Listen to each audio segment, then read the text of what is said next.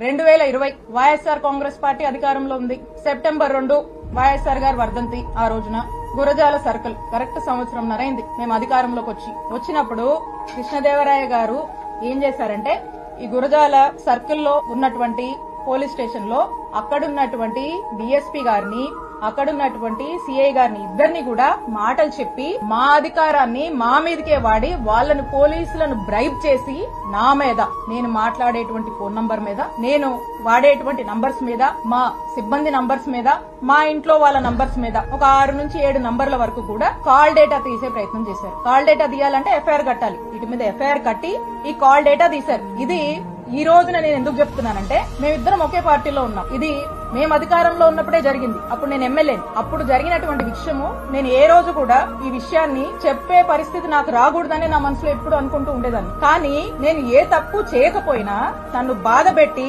నా కళ్లల్లో ఏదో కన్నీళ్లు చూద్దామని నన్ను ఇబ్బంది పెట్టి హింసిద్దామని చెప్పి వరుస పెట్టి నన్ను టార్గెట్ చేస్తూ నన్ను ఇబ్బంది పెడుతున్నప్పుడు చెప్పక తప్పట్లేదు. కాబట్టి ఈ రోజు నేను చెప్తా